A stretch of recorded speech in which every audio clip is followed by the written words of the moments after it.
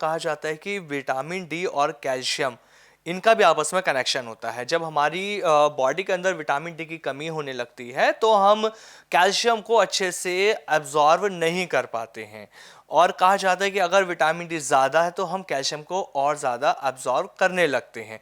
तो पहले आप मुझे ये बताइए, विटामिन डी की कमी की वजह से भी क्या घुटनों में दर्द होता है, और ज़्यादा होने की वजह से भी होता है? क्योंकि बहुत सारे लोग परेशान रहते हैं इन चीज़ से। इस प्रॉब्लम को हम कैसे ठीक करें, ये आप बताइए। एक्चुअली घुटनों की जो मेन प्रॉब्लम आती है ना जी, हड्डियों की, वो आती है सिर्फ कैल्शियम के रूप में ही। अगर कैल्शियम कम होगा तो प्रॉब्लम आएगी। अच्छा गोल साहब, विटामिन डी और कैल्शियम आपस में लिंक है। विटामिन डी को कैसे बढ़ाया जाए जिससे हम इस प्रॉब्लम का हमें सॉल्यूशन मिल जाए, ये भी आप हमें बता दीजिए। आपको पता है जो बीट रूट है, ठीक है। चुकंदर, जी बिल्कुल। कमाल का रिजल्ट है। बहुत लोगों को हमने दिया है। हम उसको पाउडर रूप में देते हैं, अदरवाइज अगर फ्रेश मिलता है, ठीक है। जिनको फ्रेश मिलता है हम उनको बोलते हैं कि भाई इसका कम से कम 3-4 चम्मच रस जो है वो सुबह सुबह पीना चाहिए।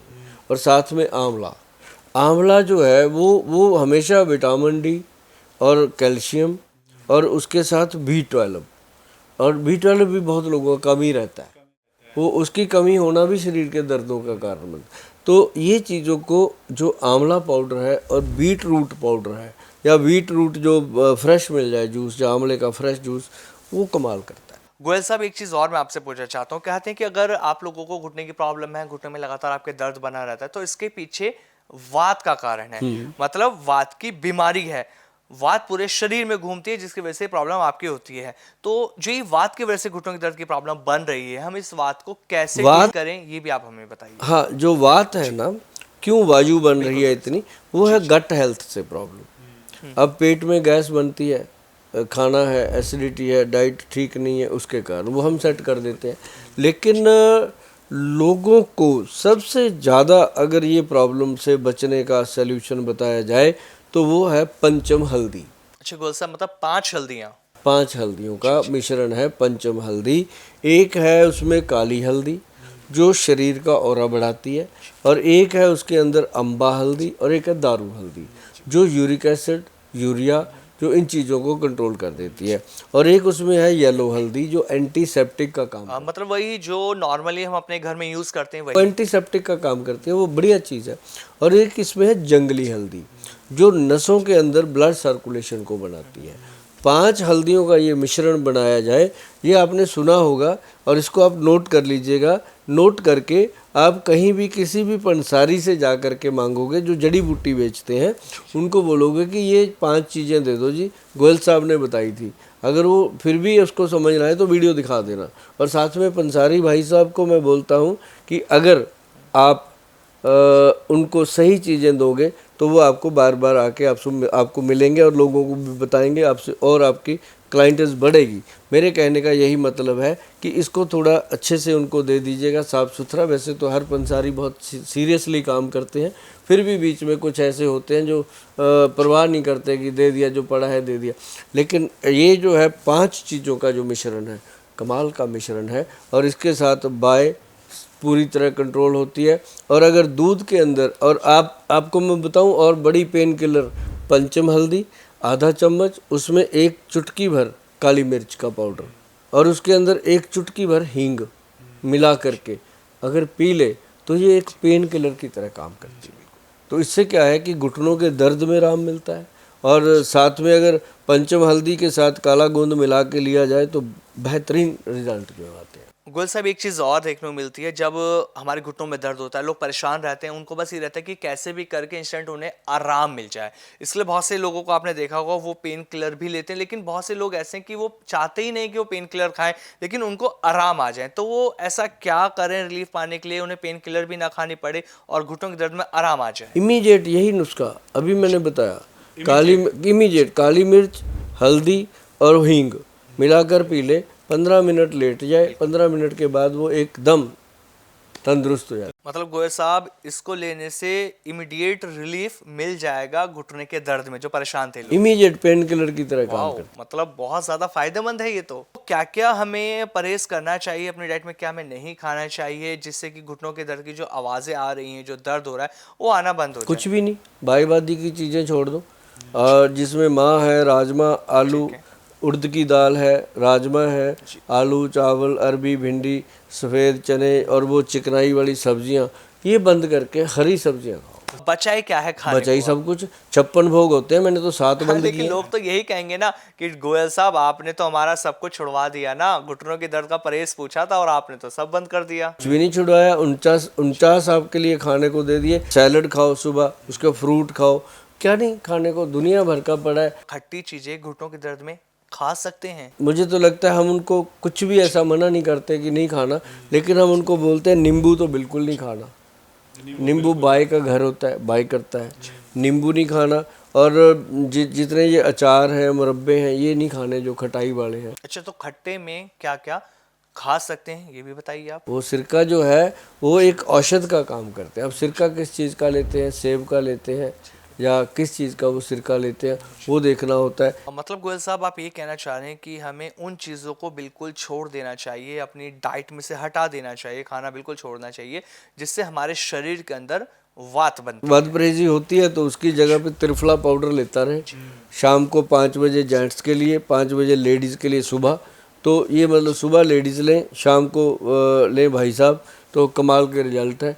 और जितनी बाहेबादी है, जितनी डाइजेशन में प्रॉब्लम है, उसी ने कवर कर देनी है। बहुत सारे लोग ऐसे होते हैं ना, उन्हें आइसक्रीम और कोल्ड ड्रिंक बहुत ज़्यादा पसंद है, शौकीन होते हैं वो इन चीज़ों के, तो वो क्या देखो, करें? जो जिसको एक बार घुटनों में दर्द हो गया, जब शरीर में दर्द हो गया, जो हड्डियों से रिलेटेड कोई प्रॉब्लम हो गई, उनके लिए ठंडा खट्टा तो बिल्कुल मना होता है। गोल साहब, जैसे कि अब सर्दियों का मौसम चल रहा है, लोग गर्म पानी से नहाते हैं, और जिन्हें घुटनों के दर्द की प्रॉब्लम है तो क्या वो गर्म पानी से नहा सकते हैं? उनको किसी तरह का कोई नुकसान तो नहीं होगा गर्म पानी से नहीं, नहाने कोई से? प्रॉब्लम नहीं है, गर्म पानी से नहाना चाहिए।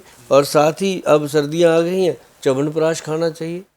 हाँ, बहुत बढ़िया कंपनी का और महंगे वाला, जो 3-4 हज़ार रुपये किलो होता है च्यवनप्राश, वो खाना चाहिए। नॉर्मल च्यवनप्राश खाने का फ़ायदा नहीं, उससे ज़्यादा बढ़िया है कि दूध पी लिया करो दही उसमें हल्दी मिला के। अगर च्यवनप्राश खाना है तो असली वाला खाओ। गोयल साहब, इसकी क्या गारंटी है कि जो महंगा है वो असली होगा? नहीं, ऐसी कोई बात नहीं। जिस पे वैद्यवान लिखा है वो असली है, बाकी मुझे पता नहीं। ये मैंने पूरा जो देखा है अभी तक अपने 15-20 साल के एक्सपीरियंस में, तो हमारे वैद्य बनाते हैं और एडवांस में पड़ा रहता है लोगों का कि हमें भेजना है। अब एक एक घर में 4-4, 5-5 किलो का डब्बा जाता है। हमारे पास ओपन ही देते हैं हम तो। हमने कभी इसको ऐसे लॉन्च वांच नहीं किया कि ऐसे करो, क्योंकि वो जो चीज़ें बनती हैं वो ऐसी बनती है। जो डब्बे में पैक हो जाती हैं ना चीज़ें, तो उनमें बहुत ज़्यादा चीज़ें आ जाती हैं, मार्केटिंग आ जाती है। शिलाजीत, क्या सच में घुटनों के दर्द के लिए ये फायदेमंद होती है? अगर हाँ तो बहुत कितनी फायदेमंद है। फायदेमंद है शिलाजीत घुटनों के दर्द इसका के लिए?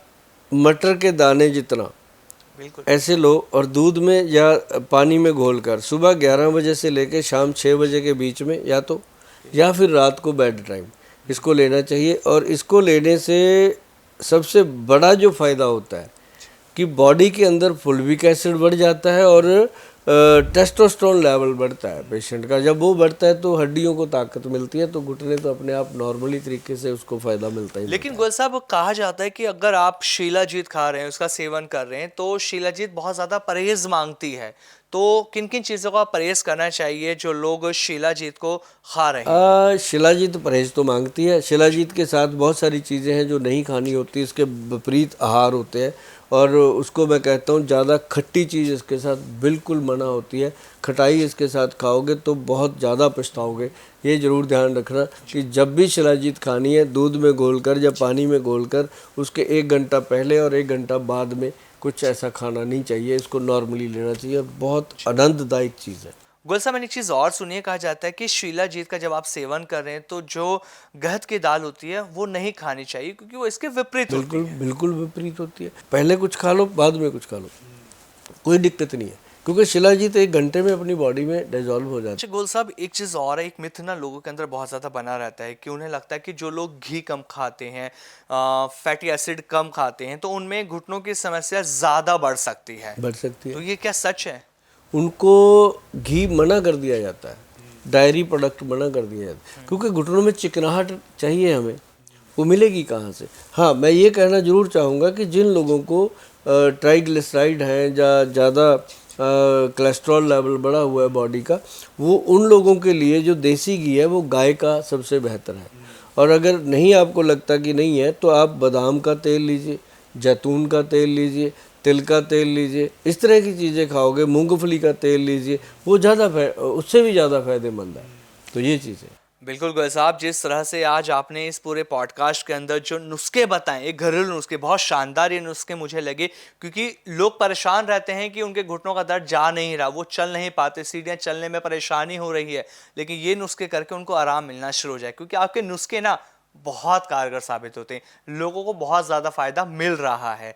तो आपने जिस तरह से हमें बताया, मैं लोगों से यही कहना चाहूँगा कि अगर और भी कोई समस्या है, कोई परेशानी है, वो उन्हें लगता है कि उनकी प्रॉब्लम ठीक नहीं हो रही, तो गोयल साहब के नुस्खे अपना के देखिए, और वो हमें कमेंट करके भी गोयल साहब बताएंगे कि हम आपसे किस बारे में आगे बात करें, तो हम ज़रूर उस टॉपिक पे बात करेंगे। गोयल साहब, बहुत बहुत धन्यवाद आपका हमारे पॉडकास्ट में जुड़ने के लिए। धन्यवाद। नमस्कार गोयल साहब। वीके न्यूज, राष्ट्र के नाम।